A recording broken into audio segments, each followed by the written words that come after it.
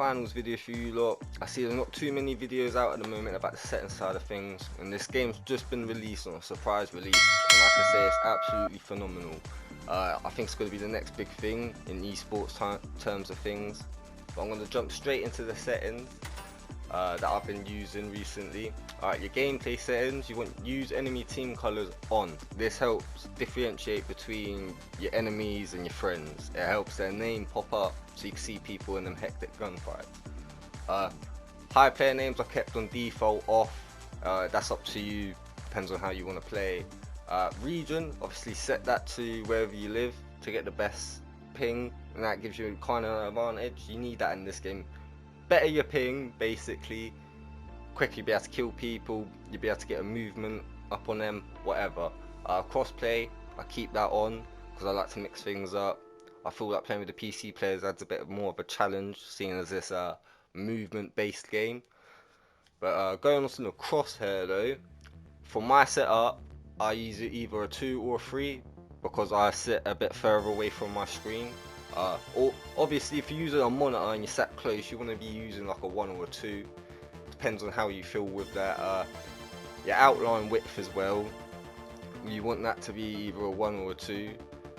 Moving on to the colour side of things, which I explain why you either want them on a 1 or a 2, your outline width, is you want to set your crosshair to a prominent colour so you can see it when you're moving about dark maps, light maps, whatever. And I find purple, like a dark purple shown on the screen here, works best. You can go for green, red or cyan. Just make sure it's prominent. You can have a mess about with that to your liking. Just make sure you can see it and it stands out for you, because I know there's a lot of people out there that's colourblind. Just make sure it stands out. With the outline side of things, if you're going to be putting an outline on, make sure it's a darker shade so you can see it. Well, for me it helped in the beta personally. I can't personally explain it so don't question me on that, but for me I found out it kind of helped. Having an outline, it just made sure that it stand out properly for me in my setup. Scrolling down, center dot you want on. I use a 6 or a 7 radius personally because I feel like I can see it then. As I said, my setup's a bit different to probably someone out there that uses a monitor. I use a TV screen and I sit down on my bed. And that's it for the gameplay side of things. But moving on to controller, and this is where things get a bit technical. My look sensitivity horizontal is 295, and then my look sensitivity vertical is 200. You always want to make sure that there's a 95 or 100 difference between the both of them. It just makes sure it evens it out nicely, because when you're looking up, you want to make small fine adjustments. You don't want to be making erratic movements and things like that. But going on to the sensitivity multiplier, I've been messing around with it kind of. On the beta I used a 45. I felt like it was still a bit slow, but it worked for the time being. But since they've released the full game, I felt like they've changed a few of the gameplay mechanics, so I've bumped it up to a 52. I know it's a bit of a weird number, but anywhere between 50 to 60 I would say. Mess around with a 40 if you want to try. Focal length sensitivity scaling, I've kept that as default. Moving on to the horizontal look boost though, I've got that on 220. I think that is default settings, you have to check that. But all that means is basically when you start moving to look to your right, there's a certain amount of time before you start speeding up, like the sensitivity starts speeding up, if you know what I mean. But that's all that means really. Keep the vertical on 0 because you don't want to be speeding up as you're aiming up, because that's how you're going to be making adjustments, like I said, when the recoil of the gun kicks back. Look boost ramp up time, I think 0.5 is default, check that as well, but mine's on 0.5. Zoom horizontal look boost now, yeah, same thing as like I said earlier, the horizontal look boost and the vertical look boost, but this is when you're aiming down sight. I've bumped mine up to 65 on horizontal. Vertical, I've kept mine as default 40. I'm messing about with that at the moment, trying new things out, but I felt 65 works perfectly. It gives you that flow of fluidity, movement in your character really. Going down to zoom, look, boost, ramp up time. I think default's 1, so keep that on 1. But I've bumped down my aim in a dead zone and my movement dead zone. Obviously, if you're using a controller, you may have stick drift, so try get that as low as possible without getting any stick drift, basically, and that's how your inputs will be quicker. There'll be no input lag really if you're using a controller that's not wired. If you're using a keyboard, that's a whole different kettle of fish that I don't know about. I've always been a controller player. Invert vertical look input off. I don't mess with that stuff. Different type of gravy. Alright, look response curve though. I've been playing recently as a linear, but I've heard a few things that I don't know how to say that. Sinsuadu.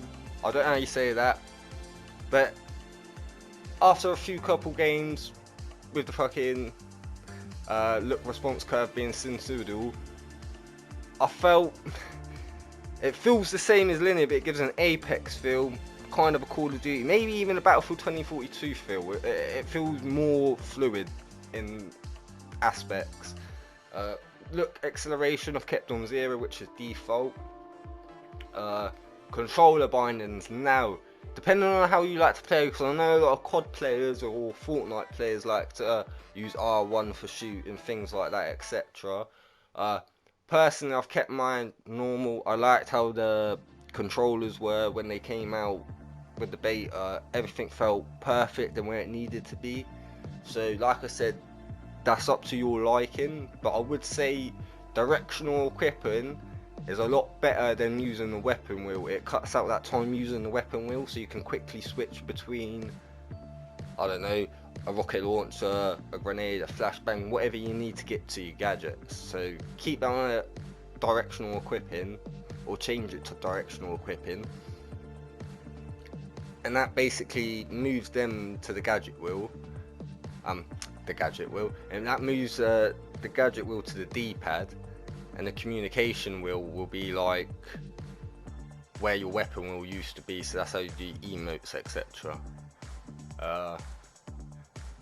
Scrolling down past my if you want to have a look at my buttons, have a pause.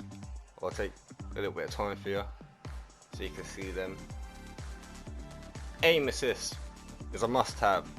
The aim assist is not too much noticeable when you're shooting with a heavy or a medium. It's more noticeable when you're using a sniper though as a light class, and it comes in very handy. It's new though, they ain't really explained about the aim assist, so I would say keep it on for now. Sensitivity reduction, target tracking, zoom snapping I've kept all on as default, and controller vibration. If you're using controller, must have, you've got to have that off. That it affects your recoil and your movements when you're using the analog stick, so yeah, keep that off.